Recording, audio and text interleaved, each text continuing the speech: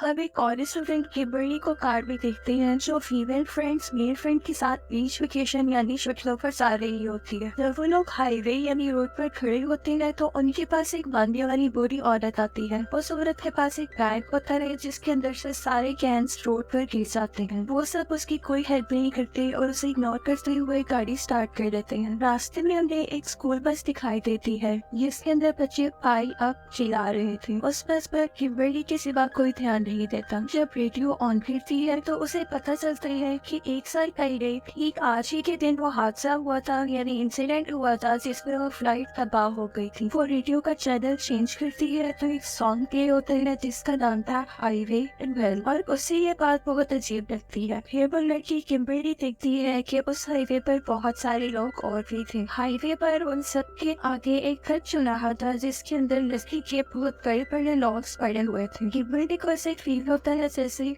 कुछ बुरा होने वाला है। वो काफी ज्यादा साइंस भी फील करती है कि यहाँ पर कुछ होने वाला है। अचानक से उस ट्रक की चेन टूट जाती है और सारे बुरे लोग हाईवे पर गिरने लगते हैं। उस रोड पर एक पुलिस ऑफिसर भी होता है। एक लोग सीधा उसकी कार के अंदर घुसकर उसको क्रश कर देता है और उधर एक बाइकर भी होता है जो अपनी ही बाइक के नीचे आकर मर जाता है। इन सब के साथ साथ अलग अलग कार्स में एक बिजनेसमैन लेडी एक माँ भी टर्न सबकी कार्स भी ब्लास्ट हो जाती है। किम्बर्ली की कार भी यहाँ क्रैश हो जाती है लेकिन वो सब जिंदा थे। एक लड़का उसकी स्पोर्ट्स कार के साथ ही जाकर ट्रक में लगता है और उसकी कार भी क्रैश हो जाती है। यकीन वो नहीं बढ़ता और जिंदा चलने लगता है। तभी सामने से एक ट्रक आता है और उन सबको कुचल देता है। साथ ही सीन चेंज होता है और हमें दिखाया जाता है कि ये सब किम्बर्ली की इमेजिनेशन थी। वो अभी भी हाईवे पर ही थी लेकिन वो बहुत डर जाती है। उसे कुछ समझ नहीं आ रहा था कि उसने अभी भी क्या देखा है। वो सोचती है कि ये बुरा ख्वाब हो सकता है। तभी वो बूढ़ी औरत दोबारा उसके पास आती है जो उसकी इमेजिनेशन में भी आई थी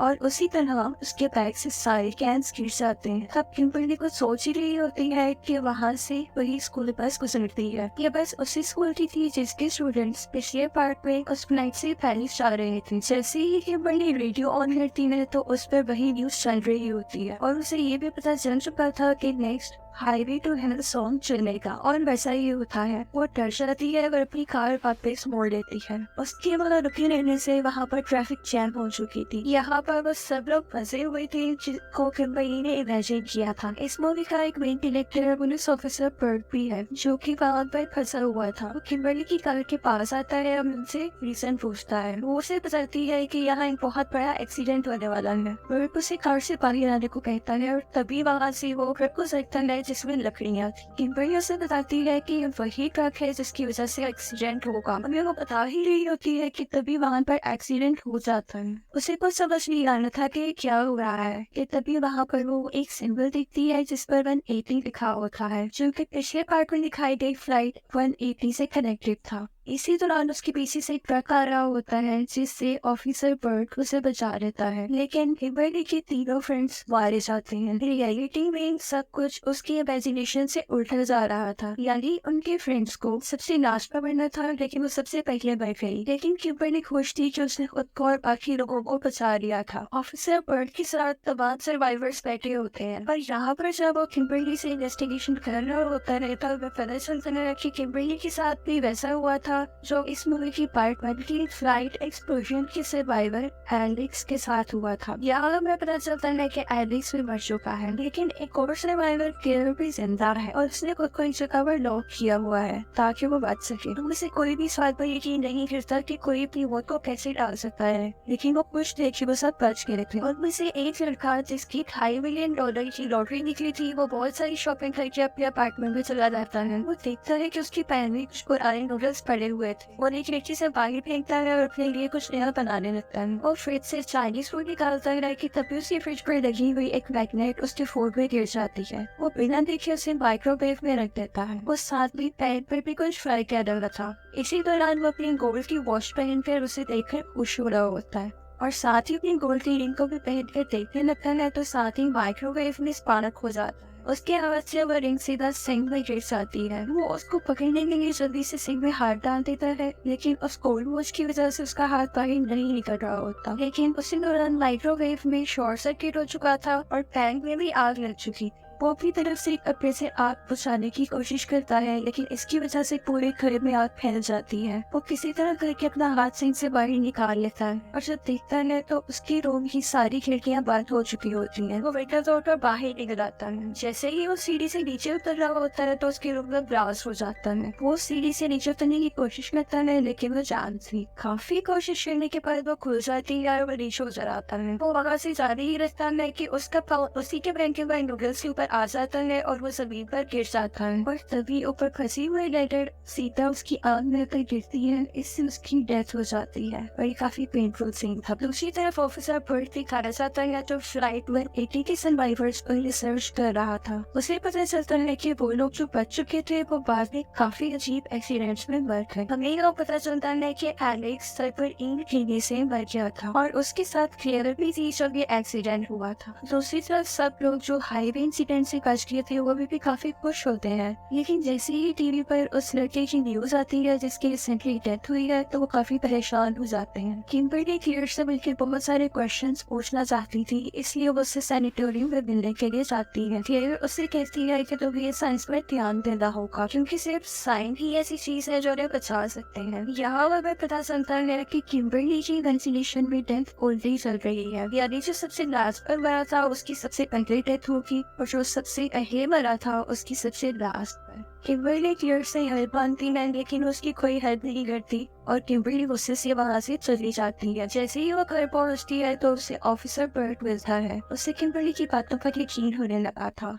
फिर किम्बरली देखती है कि विंडो के बाहर पिजन्स है और वो इस साइन से जान लेती है कि अगला नंबर उस माँ बेटी का है। वो दोनों उन्हें ढूंढने के लिए निकल जाते हैं। दूसरी तरफ हमें क्लियर दिखाई जाती है तो सोच रही होती है कि ऐसे जीने से बेहतर तो ये है कि मैं मर जाऊं और वो फाइनली सोचती है कि मैं सैनिटेरियम से बाहर चली जाऊंगी। वो बाप अपने बेटे को डेंटिस्ट के पास लेकर आई हुई थी और यहाँ काफी अजीब सा म्यूजिक चल रहा होता है जो पहले भी चला करता था। उस साइड पर कंस्ट्रक्शन का काम भी हो रहा था जिसकी वजह से बहुत सारे कबूतर यानी पिजन्स विंडो के साथ आकर टकरा रहे थे। उनकी वजह से डेंटिस्ट पर पूरा फोकस नहीं हो रहा था, जिसकी वजह से वो उसे इंजेक्शन लगाने की बजाय लाफिंग गैस उसे ब्रीथ करवा देता है। वो अपना काम कर ही रहा होता है कि तभी एक पिजन विंडो तोड़कर अंदर आ जाता है। डेंटिस्ट बाहर देखने चला जाता है और वहाँ उस बच्चे की ऑक्सीजन बंद हो गई थी। उसका मुंह खुला होता है और इसी दौरान उसके मुंह में एक टॉय गिर जाता है जिसकी वजह से उसकी ऑक्सीजन पूरी तरह बंद हो जाती है। मीनवाइल डेंटिस्ट की असिस्टेंट वहाँ पर पहुँच जाती है और उस बच्चे को बचा लेती है। वो ठीक ठाक वहाँ से निकलते हैं कि तभी देखते हैं कि सामने से ऑफिसर बर्ट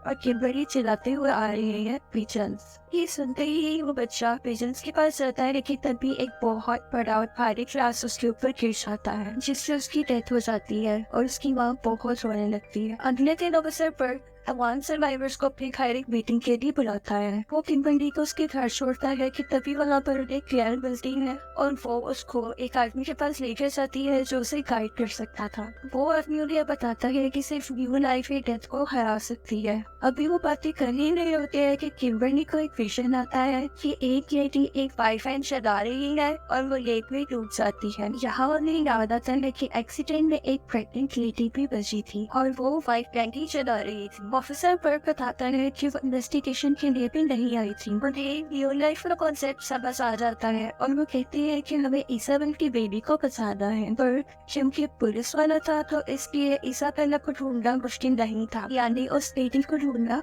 आसान था क्योंकि उसने शहर की तमाम पुलिस को बता दिया था। अगले दिन सब लोग ऑफिसर बर्ट की बिल्डिंग में आते हैं और हमें दिखाया जाता है कि उसकी बिल्डिंग के लिफ्ट की दरवाजे ठीक से काम नहीं कर रहे थे। लिफ्ट में वही अजीब म्यूजिक प्ले हो रहा होता है जो कि एक डेथ सॉन्ग से जाना जाता था। वो सब इकट्ठे होते हैं और क्लियर बताती है कि वो बात जो बच गई थी उसकी नेक्स्ट टर्न। अगर उन्हें बचना है तो उन्हें साइंस का ख्याल रखना पड़ेगा। ये सुनते ही वहाँ से एक सर्वाइवर और वो लेडी चली जाती है क्योंकि उसका बेटा बच चुका था तो उसे अपनी जिंदगी की कोई परवाह नहीं थी। उनके जाने के बाद ये सर्वाइवर जो कि ड्रग एडिक्ट था यानी नशेड़ी था, उसको एक सिग्नल नजर आता है। उसे शेरों में एक आदमी नजर आता है जिसके हाथ में हुक्स थे और वो आदमी और दोनों के साथ लिफ्ट भी होता है। फिर जल्दी से उस लड़की को कॉल करती है लेकिन उसके हाथ से फोन नीचे गिर जाता है। जैसे ही वो अपने फोन को उठाने के लिए नीचे झुकती है तो एक हुक उसकी शर्ट में अटक जाता है। जैसे ही उसे पता चलता है कि एक हुक वाला आदमी उन्हें मारने वाला है तो वो डर जाती है। वो लिफ्ट से बाहर भागने लगती है, लेकिन उस लिफ्ट के दरवाजे खराब थे। उस लेडी का सर उस लिफ्ट के दरवाजे में फंस जाता है। किरण के आने पर भी वो कुछ नहीं कर पाते और उसका सर उसके जिस्म से अलहदा हो जाता है। बर्ट को रिपोर्ट मिलती है कि पुलिस ने उस प्रेग्नेंट लेडी को पकड़ लिया है। वो सब लोग वहाँ से जाने लगते हैं कि वही सर्वाइवर जो उस लेडी के साथ भाग रहा था वो खुद को गोली मारने लगता है, लेकिन गोली नहीं चलती, जबकि उसमें कोई भी गोली कम नहीं थी। वो पूरी तरह लोडेड थी, इसलिए ऐसा हुआ क्योंकि अभी उसकी बारी नहीं थी। वो सब लोग पुलिस स्टेशन जाते हैं। वहाँ उस लेडी को लेबर पेन होने लगता है और ऑफिसर उसी की वैन में से बिठाकर वहाँ से निकल जाता है ताकि वो हॉस्पिटल जा सके। फिर सब लोग आपस में बात कर रहे होते हैं तो उन्हें पता चलता है कि वो डेथ से पहले भी बच चुके हैं। फिर सब अपनी अपनी स्टोरी सुनाते हैं कि कैसे वो डेथ से एट द स्पॉट बची। तभी किम्बरली भी बताती है कि वो अपने बॉम्ब के साथ एक मॉल में जा रही थी कि वो एक न्यूज देखने के लिए रुक गई। इतने में कुछ लोग उसी बॉम्ब को बाहर कर चले गए थे और वो बच गई थी। यहाँ हमें बताया जाता है कि पार्क 1 की फ्लाइट